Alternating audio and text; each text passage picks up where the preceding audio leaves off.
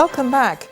On Community Report tonight, we visit Denre Shashi, Akute, Lambe and other neighboring communities in the border axis of Ogun State and Lagos, where residents have come out to protest what they call total neglect by the Ogun State government.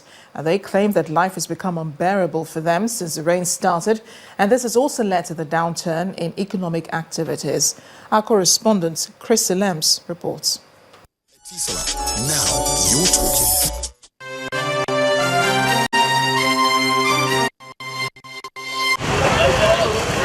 Potholes, bumps, broken down vehicles are common sights on this road at the border area between Lagos and Ogun State.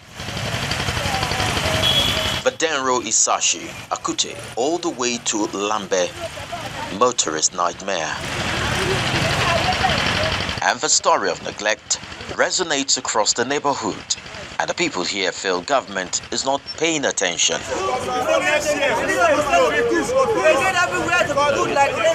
The people are packing out of this community from Denro, Isasi, Olokemeji to Oluwakemi down to Ojodu, but the Lagos State are doing their own part. Yes. But they neglected us here maybe because we are the extreme of the for local government, and we are losing the opportunity.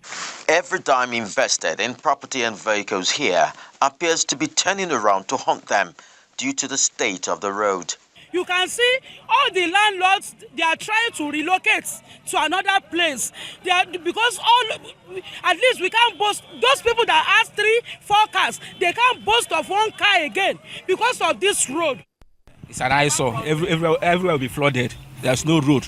It's not even motor, even for Okada. Even when you are walking with your leg, you cannot even pass here whenever it rains. So that is my main reason of leaving this very place. Apart from that, no other thing, just because of the bad road. Further down the pipeline junction, where a market is situated, the story is the same. Economic activities are down to an all-time low. We don't see market said. I thought the road don't spoil finish. So the team, you don't tire us. May government help us, make them do them for us. The pregnant women suffer a lot. If you are pregnant, to go out of Akute is problem because of the bike. Look at my leg. I have wound on my leg already. At the Akute end of the road, this bridge stands and appears abandoned, causing a gridlock. We are begging the governor, whatever way he wants to do it, either through PPP, either by appealing to the federal government, is very close to the president. We see him daily with the president. He should appeal to the president to loan him money and finish all these roads. However, in a telephone interview, the senior special assistant on media to the Ogun State government says work will resume soon on that axis of the road.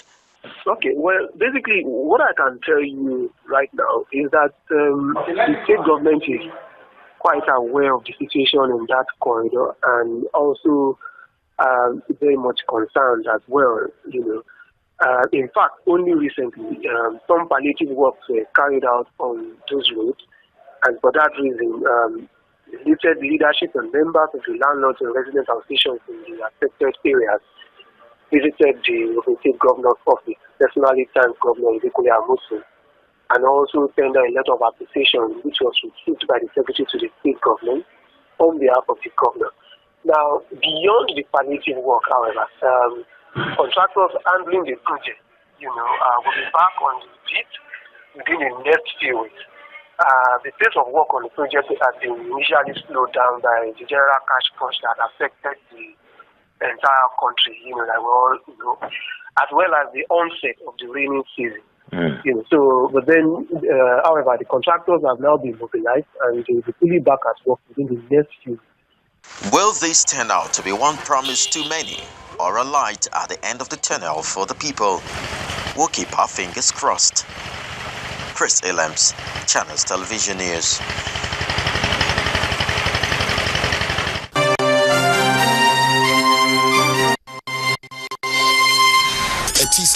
Now you're talking. Well, here's hoping this story will cheer you up. To the arts now. As we move around every day, our minds are filled with many thoughts, from what to wear, eat, where to go, and how to provide for our families.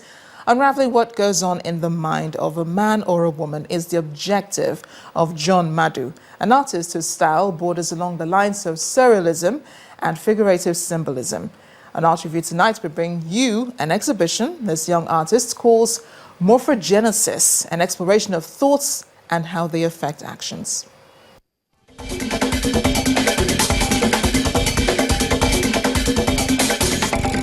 Right inside this building in Lagos, southwest Nigeria, a story is being told.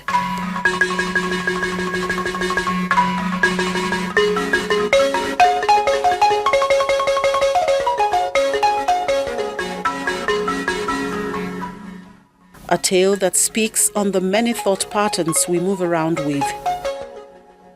What captivates the beholder is the manner through which the artist narrates.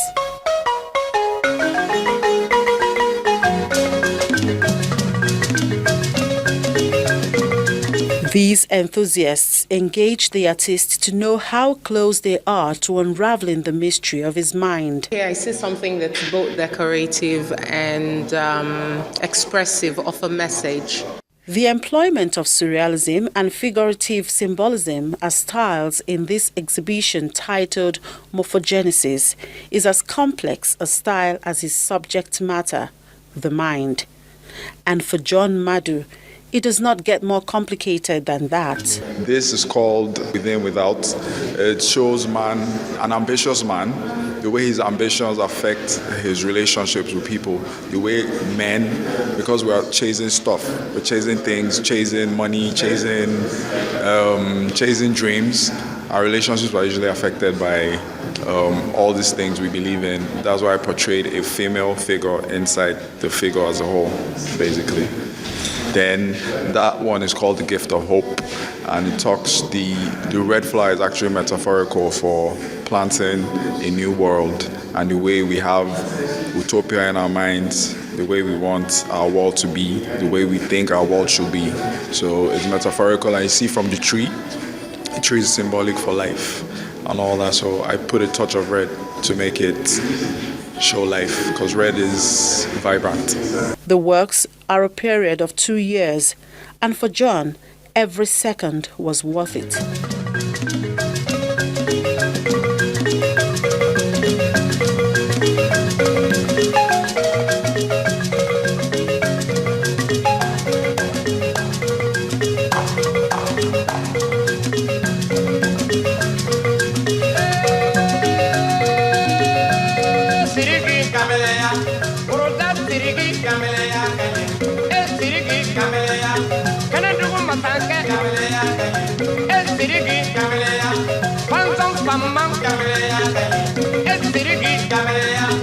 John Madu is a self-taught artist attempting to bridge art and emotions.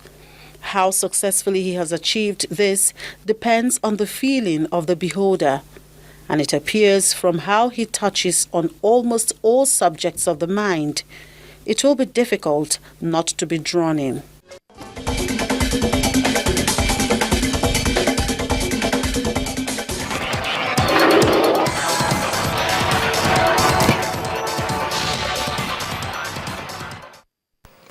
In sports news, only 2 Nigerian internationals have been shortlisted by the Confederation of African Football and a 37-man list for the 2015 African Footballer of the Year.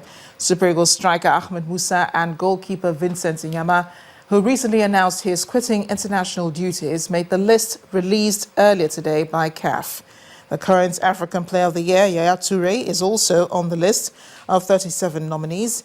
England-based players Riyad Mahrez from Algeria, Yannick Bolasie of DR Congo, Ghana's Andre Ayew, Mamed Diouf from Senegal, Kenya's Victor Wanyama, and Gabon skipper Pierre-Emerick Aubameyang are also on the list. Meanwhile, no Nigerian players plying their trade in the domestic league made the shortlist of 24 players for the African Player of the Year based in Africa.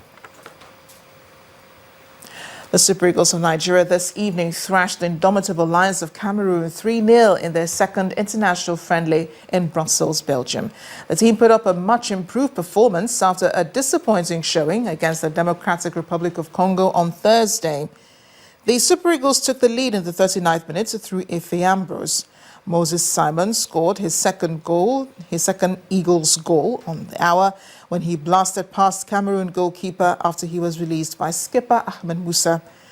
Substitute Odion Igalo took the game beyond the Indomitable Lions with a third goal 2 minutes from time, heading home across by Elderson Echejile. To tennis world number one Novak Djokovic earlier today continued his recent dominance over Rafael Nadal when he beat the Spaniard in the final of the China Open to win the tournament for the 6th time in Beijing.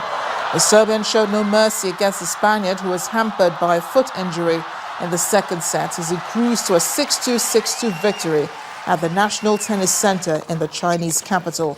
Djokovic has now beaten Nadal in 7 of their last 8 meetings, dating back to the 2013 China Open, and is on the verge of leveling their head-to-head record.